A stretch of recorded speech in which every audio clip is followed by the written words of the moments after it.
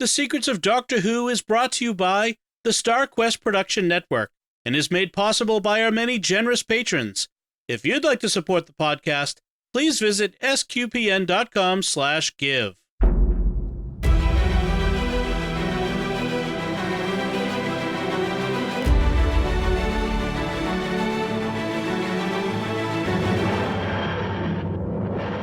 You're listening to The Secrets of Doctor Who, where we discuss everything about the hit BBC series Doctor Who. And today we're discussing the 11th Doctor story, The Crimson Horror. I'm Dom Bettinelli, and joining me today on the panel are Jimmy Akin. Hi, Jimmy. Howdy, Dom. And Father Cory Sticha. Hi, Father Cory. How's it going, Dom? Very well, thanks. Folks, be sure to join the StarQuest fan club by texting StarQuest to 66866. That's StarQuest, one word, to 66866. And I want to tell you about another show on the network that I'm sure you'll enjoy called American Catholic History. In about 20 minutes every week, Tom and Noel will tell you something very interesting about the history of Catholics in America, and perhaps something you've never heard of before. In fact, usually something you were unaware of before. Some really great topics. Definitely check it out at sqpn.com/history or wherever fine podcasts are found. So today we're talking about Crimson Horror, and Jimmy, can you give us a recap of what happens in this episode? It's 1893, and the Paternoster Gang goes to Yorkshire to rescue the Doctor, who's become embroiled in a mystery there. The mystery centers on Mrs. Gilliflower, a mysterious social reformer who is taking only physically and mentally perfect young men and women into her Sweetville facility from which no one ever returns alive. Although some people do return dead with their skin turned bright red, which people have taken to calling the Crimson Horror, so we have a title. It turns out that the Crimson Horror is caused by the venom of a red leech left over from Silurian times. Mrs. Gilliflower has been dipping her perfect human specimens in diluted leech venom to preserve them through a coming apocalypse. She knows all about the coming apocalypse because she's going to cause it. She's got a rocket, and she's going to use it to kill all humans with full-strength venom from the leech, which is symbiotically attached to her and who she refers to as Mr. Sweet. After everyone is dead, her perfect human specimens will emerge from their state of preservation and become the Adams and Eves of a new paradisical world. That's her idea of how to do social reform. So she's not just a mysterious social reformer, but a mysterious, insane social reformer. And she won't be taking her daughter into the new paradise because she experimented on her daughter, so the daughter is now disfigured and no longer physically perfect. The Paternoster Gang and the Doctor stop her from poisoning the world, and Mrs. Gilliflower falls to her death, so the leech, Mr. Sweet, abandons her. Gilliflower's daughter, who has been totally betrayed by her mother, then violently squishes Mr. Sweet to death. And after the Doctor gets Clara back to her own time, Clara is confronted by the two kids she takes care of. They've deduced that Clara's boyfriend is a time traveler, and they demand to be taken on an adventure through time. The end. That is comprehensive. So, couple of things I just want to start off with. I think I only ever watched this one once. The first time I watched it. I've mentioned before, this part of this season of Doctor Who is very good. I don't remember very well, and so I kind of approached this. It's not a great season. It's got the end of Amy and Rory, which is mostly downs with a few ups in terms of episode quality. Then it picks up for a bit with the introduction of Clara, and then it drops off a bit before we get to the end and we run into the anniversary specials. Right. And so it's not, these aren't very memorable episodes. I mean, this one had its moments. I'm always interested in seeing the Paternoster Gang again. They're kind of an interesting group of characters, and they're fairly well defined by this point. Mm-hmm. You know, the characters themselves. You know, Strax is always good for an amusing. He always gets the best lines. Oh, yes, he does. And I have to say that, I mean, a stellar guest star, Diana Rigg. I always enjoy seeing Diana Rigg in whatever she's doing. I did not recognize her at first, and because I'm familiar with her from her standout role, which is Emma Peale on The Avengers. And so Jonathan Steed and Emma Peale were the two characters in the British TV spy series known as 60s spy series known as The Avengers. And she was not Steed's first companion, but she was his most famous companion. Mm-hmm. And she was picked she wasn't the last either, but she was picked because Diana Rigg at that age had man appeal or M appeal. That's where her name comes from. They wanted someone with M appeal. And they got it. And she is awesome in her black tight leather catsuit thing in the Avengers. Wow, she is fun to watch. But she is a really old lady. Yep. And I totally did not recognize. I was seeing in the credits, that's Diana Rigg, really? Mm-hmm. Yeah. Wow. Well, I had that moment watching Game of Thrones where she was in that, and she was fantastic in that. She was outstanding. And so it goes to show she wasn't just a pretty face. I mean, she was a good actor, and this she really chews up some scenery in this one. And I wonder if Action Jenny in this episode is a callback to Emma Peale. I have it in my notes because they at one point get Ginny into a leather catsuit to fight, and it's like, okay, this is an homage to Emma Peale. Yeah. That must have been fun on set because Jenny getting to be the homage, the actress getting to do that for Diana Rigg. So the other thing I wanted to say, starting out, is this is both a Doctor Light and Companion Light episode. So for a substantial portion of this, half there is no Doctor in this. It was about 12 minutes. It was about 12 minutes before the Doctor was finally shown. Oh, okay. It felt like longer in his but zombie form. Yeah, but it was about 12. Because I was looking as I kind of wrote down 10 minutes, no Doctor, and it was about 12 minutes when he finally got on the scene. Then Clara was just a few minutes later. Yeah, but that's still a third of the episode. Yep, right, exactly. Right.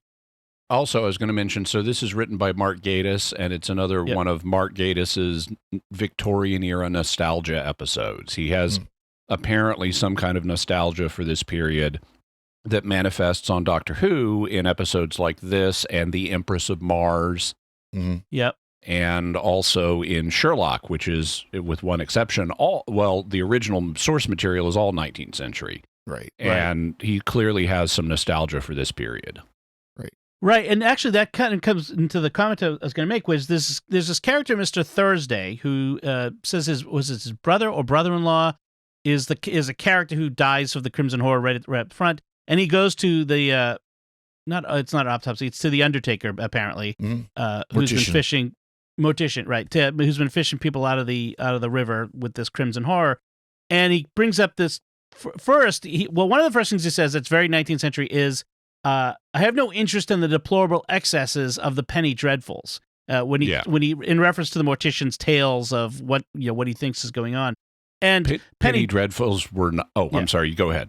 Yeah, I was going to say like you were going to say, penny dreadfuls were a type of Victorian pulp fiction. Actually, they have their origins earlier, but they were really, really popular at this period of time. They would sell millions of the copies of these lurid stories, and just kind of the craziest tales of whether it's monsters or gothic horror or whatever, that sort of thing. Got your insane pyromaniac wife in the attic, and the new governess comes in. Yeah, right, that sort of stuff. And so it's a lot. So that's, if you ever hear the term penny dreadfuls, that's what it is. And then he references this technique he's going to perform called an optogram, which he says is a superstitious thing of photograph of the last thing an eye sees.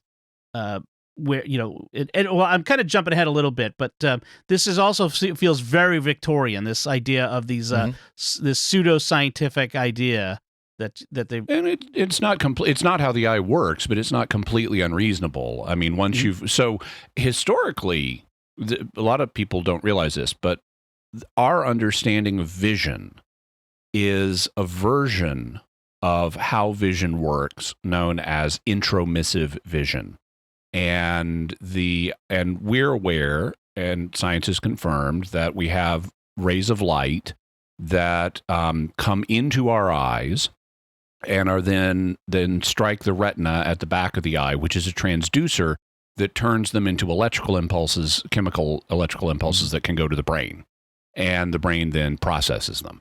But this is even the intromissive theory of vision. I mean, forget optic nerves and electrical impulses and stuff. Even the intromissive theory of vision is a fairly recent development in terms of its acceptance.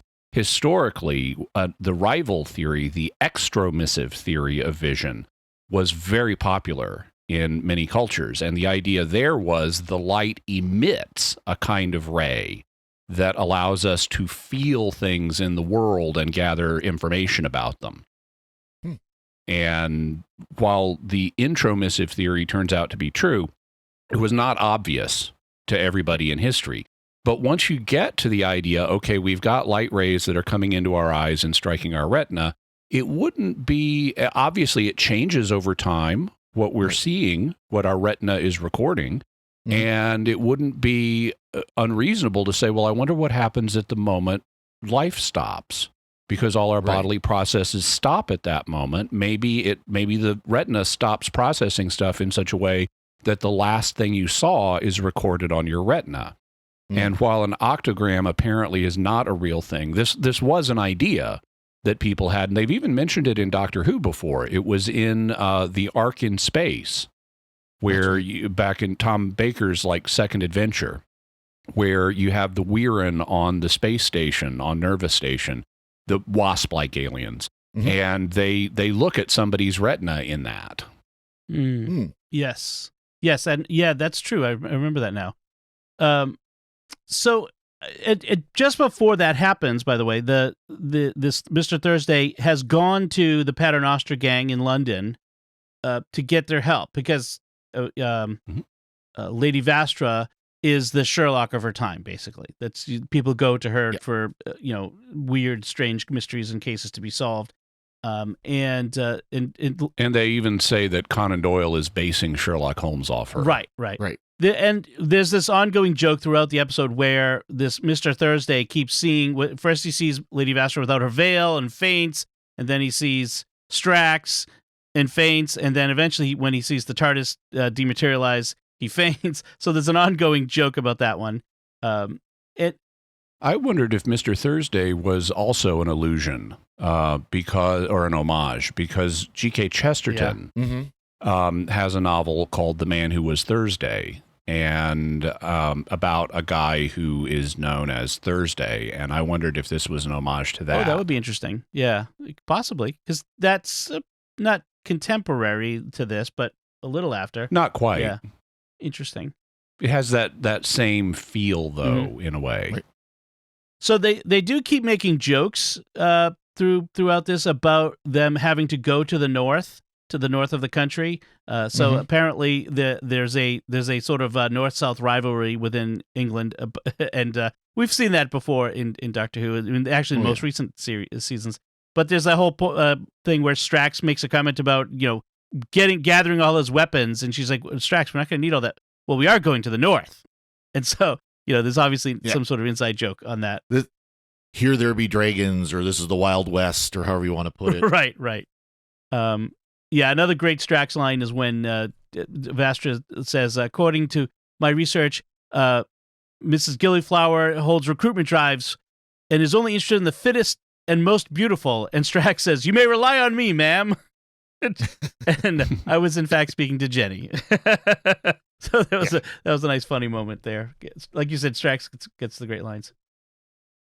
I liked there was a couple of nice allusions to Peter Davison's Fifth Doctor in this, where the Doctor and Clara, the Doctor has promised to take Clara to Victorian London, but they materialize in Victorian Yorkshire.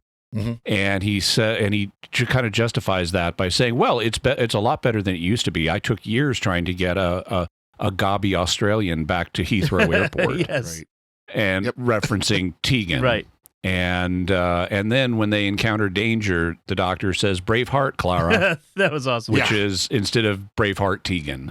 Well, I get a kick too out of Clara's response when he said that about us going to Heathrow. She goes, "Why would you want to do that?" Yes. Yeah, that was a nice moment. This time around, I recognized it, so that was a lot of fun. So the Mrs. Gillyflower is, like you mentioned, is a kind of morality campaigner, not specifically religious. That she doesn't come up as preaching specific religious doctrine, but it echoes it. That sort of, we live in times of immorality and great depravity and that sort of thing. And there's an assumed Christian subtext to all this, which was true of social reformers in Victorian England. Mm-hmm. Yeah, and so they have this sort of prayer rally, not prayer rally, but sort of a rally where she it's sort of like a revival service. That's what I'm thinking of. Yeah, and so Jenny agrees to join and shows up at Sweetville, which is basically it's sort of a company town. So there's a factory with living quarters attached that they live at. Yeah, and we're told it's a match factory, so they make lucifers there, although they don't use the word lucifers, but that was a common term for matches at the time. Oh, funny. Yeah, that makes sense. And Jenny... Well, because they bring light. You strike a match, you got a little light. That's right. So it's a light bringer. That's right. Jenny quickly discovers that the whole factory is a faked front, that all of the factory noises are being generated by turntables. And Clara notices that the tower of the factory does not belch smoke. Right. And it turns out it's just a silo for housing the rocket they're building. Right, the rocket they're going to launch. Which will not possibly infect all of Earth with leech venom. Right. One rocket going up over Yorkshire is you may kill a lot of Yorkshireans, but you're not going to doom the human race that way. Right. Meanwhile, the doctor has been... the Doctor and Clara were investigating Sweetville, and as you mentioned, they dip the new members in this venom, and those who survive, diluted venom. Those who survive are preserved in bell jars, and those who do not survive end up with this red skin, almost like leathery skin, like a horror, rictus of horror in their face. And they're tossed out. They're dead. Except the doctor survives because he's not human, but he's still got the crimson horror bit to him. And so Ada, who is Mrs. Gillyflower's daughter, kind of takes him on her own initiative and locks him up in this chamber and takes care of him. He can't speak because he's got this rigor, going, and can only grunt and moan, and she's feeding him. And so we see her feeding him through this door. We don't know that it's the doctor yet. We kind of assume it is. And she calls him my monster. So she keeps referring to him as my monster, which is interesting. And she is an emotionally fragile individual who cannot see the doctor because her mother has blinded her. We later learn that the experiments her mother performed on her, Tectayun-like, were to test out the leech venom and find out what the limits were and how it could be used and stuff like that. But as a result, she is blind. She does not have pupils fully functional pupils in her eyes, and she's got facial scarring and stuff like that. And so she's lonely and disfigured and blind, and is treating the doctor as kind of a pet for companionship. Mrs. Gillyflower claims in her revival meeting that she was beaten by the husband, but I'm like, why wouldn't Ada know that this is all false? Like, wouldn't she remember unless they've done some memory thing to her? I don't know. I don't recall that. I don't recall. I don't know. Yeah, it's kind of weird. Incidentally, the actress who plays Ada is Diana Rigg's real-life daughter. So you have mother-daughter acting going on here, nice. Which That's cool.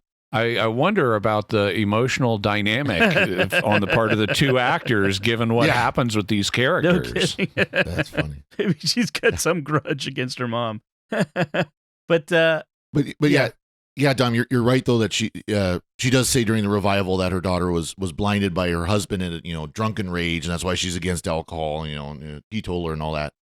And you wonder if, of course, you could put all kinds of backstories behind this, but you wonder if basically the mother brainwashed the daughter into believing that it was the father that did it in the first place. Right. Or if the daughter's just going along with it for the sake of the greater social reform cause. That's true too. Yeah, although she seems surprised when told that her mother experimented her and that's why she's blind. But yeah. Yeah. In any case, I mean, it's a it's a little plot hole that they just kind of go over. So I did like that when we finally, Jenny finds the doctor and it gets him revived by putting him in the magic closet. I don't know, some sort of booth that revives him perfectly. And he tells her in montage style what happens, but it's old moving picture montage style. I don't know if you noticed, like they use like the old sepia colored film sort of thing. So that was as they say, the false color type. There's different lighting and frame rates to make it simulate old-fashioned film. Right.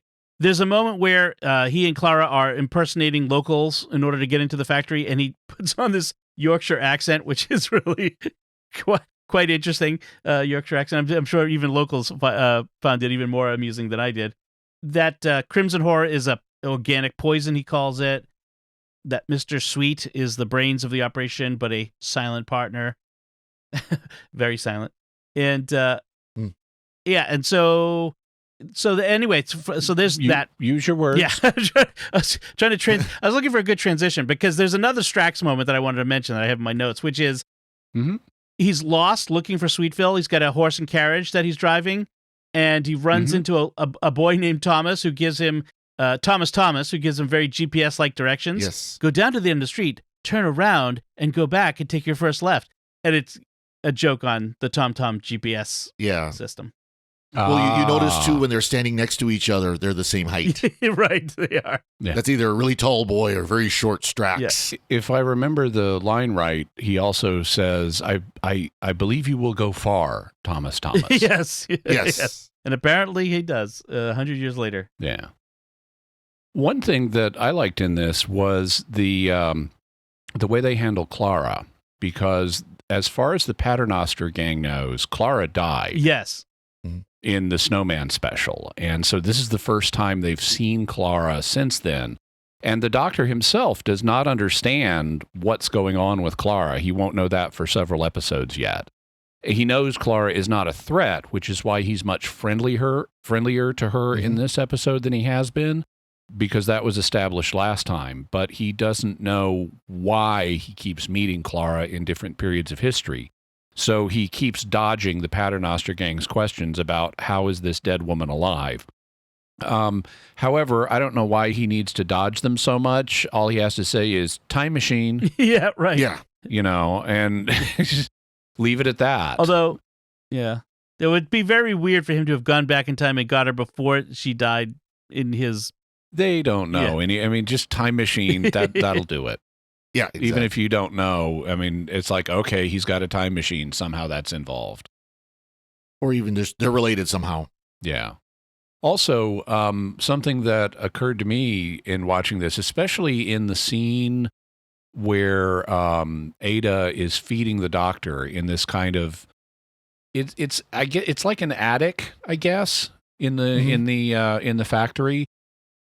But it's like got a straw floor and it's got iron manacles, and it's kind of like what you would see in a barn or something in a Hammer horror film. And it struck me that a lot of the aesthetic, especially early in this episode, is a lot like Hammer horror. People who may not be familiar with that, Hammer was a British film company that became famous in the 1960s and 70s for its line of horror films. They did versions of Dracula and The Mummy and Frankenstein with actors like Peter Cushing and Christopher Lee. And they'd had this very stylish European color take that was different on these characters than the black and white 1930s Universal horror films that had been made in America. And some of that sensibility, it seemed to me like they were emulating some of that sensibility, especially early in this. Right. I kind of joked that a doctor had got to put on his best Frankenstein's monster / zombie impersonation at the beginning. Yeah, that was very much like that. So we mentioned before Jenny going all Emma Peale ninja style on him. There was a funny line from the doctor where they show up after he gets out of his revival cabinet, and they he says, "Oh, great, attacked by supermodels," which I think is funny because talking about how Mrs. Gillyflower is looking for the best and the brightest and the fittest and the healthiest and all that sort of thing.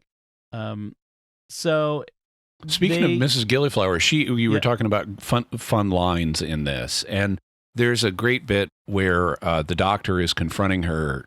This is towards the end, but he's confronting her, and he's warning her that he doesn't realize yet just how evil she is. And he's warning her that, in the wrong hands, all this leech venom could, kill everyone in the world. And she kind of gives this exasperated expression where she holds up her hands and she says, "You know what these are? The wrong hands." Yep. Right. And then, there's a confrontation in the drawing room. We heard apparently the control panel for the missile is the organ panel that she switches over. It's the reverse side of an organ. So you play the organ the right way, it spins around, and you get your rocket control panel, which is also very steampunk, and the reversible organ panel that's more Hammer horror stuff. Yep. Pulling out all the stops, literally to get it to go. The doctor is trying to figure out how do I dismantle or stop this rocket from launching, and Clara comes up with throw a chair into the works, which apparently is effective. Yeah, and he's like, "I've got a screwdriver," and he holds up the sonic, and she just throws, and "I've got a chair," and she just throws it in. It's like, chairs work too. Then there's the whole confrontation, of course, very Victorian Gothic horror thing, where there's the confrontation in the tower.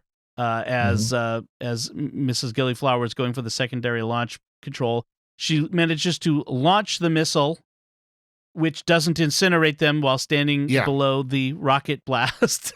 As the rocket's going up this tower, it's not immediately filling it with smoke and fire and killing them all. It's also a very steampunk looking rocket. Oh yeah, it is very It struck me, particularly in this part of the episode, that this is sort of the second time we've seen this insane, villainous female Victorian social reformer trope on Doctor Who.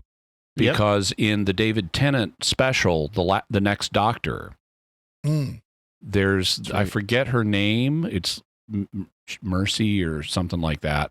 Right. But the villain in that, the prime villain, is another insane 19th century female social reformer who wants to bring in a brave new world with the Cybermen.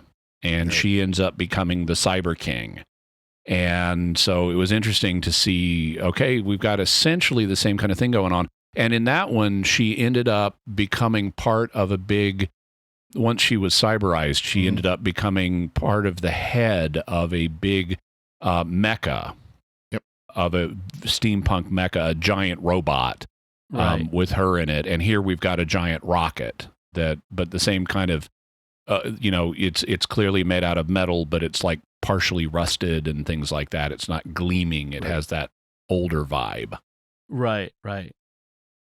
So Mrs. Gillyflower, like you mentioned, falls to her death, and the leech abandons her as she's dying. And that's a good point to talk about just how one of the worst things about this episode. Yep. When you finally see the monster, it is a big letdown. Mm-hmm. It is, because it's a little, it's sort of humanoid. I mean, it's got a head that looks a little bit like a gray alien head. And it's got arms, and it's got a kind of toothy sucker mouth, and it's red, and it's very tiny and looks a little bit like a evil baby. And it is utterly underwhelming. Yeah. And that's one of the reasons I think this is not, and it suckles at her throat under her clothes. And how this tiny thing would make the vast amount of venom needed to preserve her specimens, much less kill all humans, is left completely unexplained. Yeah. But it's this pitiful, tiny, easily squishable big bad. Yep. And it fails to work, from my perspective, as a big bad. It's just this pitiful little thing that eventually Ada steps on viciously and squishes. Right. Yeah, I mean, when it detaches from Miss Gillyflower, it's crawling across the floor. It's not like one of these, where you usually see where it's, jumps at someone or something like that. No, it's barely crawling across the floor. It could barely move on its own. It has no lines. We never, not even telepathically do we ever hear the thing communicate. It's very underwhelming. It's not at all threatening. I mean, there's no threat to it except for the venom it produces, but it doesn't seem to be. Yeah, it is. You're right. It is underwhelming. I mean, Mrs. Gillyflower is really the only villain in this. It's also gross. So it's both gross and underwhelming. And I think that's one of the reasons that I haven't studied what fandom has thought about this episode because it's so forgettable. But I know it's one of the reasons I found this an unpleasant, underwhelming episode when I first watched it. I liked it better. I saw more things in it I liked on this analytical rewatch, but still, this is not a good villain. Everything about this episode that I liked was the stuff that didn't really have anything to do with the main plot. It was the little flourishes here and there, which is unfortunate. So Ada eventually, she confronts, like, as her mother's dying, the mother says, "Forgive me, my child, forgive me," and Ada says, "Never," and Mrs. Gillyflower says, "That's my girl." So that's a very creepy moment there. Like, embrace the dark side, let the evil flow through you. Very, emperor moment. As you're about to die and go meet your maker, being a crazy social reformer with a Christian subtext. It is particularly creepy. It's kind of like the moment in Hamlet where Hamlet comes across his uncle and he's planning on killing his uncle, but then he finds his uncle alone and it's a perfect opportunity to kill him, except his uncle is praying. And Hamlet is afraid that if he kills his uncle now, his uncle will go to heaven. Not good. So the doctor, at the end, after the resolution of everything, the doctor drops Clara off at home, as we mentioned, and the two kids that she nannies, which I've almost forgotten about from the beginning of the season. They do confront her with this evidence of her time traveling. They have these pictures that they've gotten from the internet of her in different periods, although they show her the picture of the Clara from the Christmas special, who's not really this Clara, and she's confused by that one. She's like, wait, that didn't happen, which... she slips up because it was a picture from London and says, well, we didn't go to London. We went to Yorkshire. And given time travel, you could explain it, like you said, Jimmy, you could explain it as time travel, that we haven't done that one yet. But, that would be the way she could explain it to herself. But they use it to blackmail Clara to take them time traveling, and which leads directly into the very next 11th Doctor episode, The Nightmare in Silver, which we will be getting to next time we talk about the 11th Doctor. But, any last notes on this one, guys? No, Grandma Ryan, because it's a little early for them, but... No. That's right. Okay. Nothing else. Jimmy, any final notes? Nope. All right, let's wrap things up then. We would like to take a moment to thank our patrons who make it possible for us to create The Secrets of Doctor Who, including Annie D., Matthew F., Stephanie D., Ann K., and Todd H.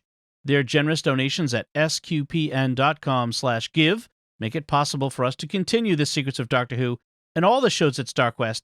You can join them by visiting sqpn.com/give. And we'd also like to thank Victor Lambs, who edits the show for us every week. So that's it from us. We'd love to hear from you. What did you think of this 11th Doctor story, The Crimson Horror? You can let us know by commenting on the show at sqpn.com or the Secrets of Doctor Who Facebook page, or send an email to drwho@sqpn.com. We'll be back next time when we'll be discussing the 7th Doctor story, Ghost Light. Until then, Father Cory Sticha. Cool. Father Cory, thank you for joining me and sharing the secrets of Doctor Who. Thanks, Dom. Jimmy Akin, thank you as well. Things are going to get weird. And once again, I'm Dom Bettinelli.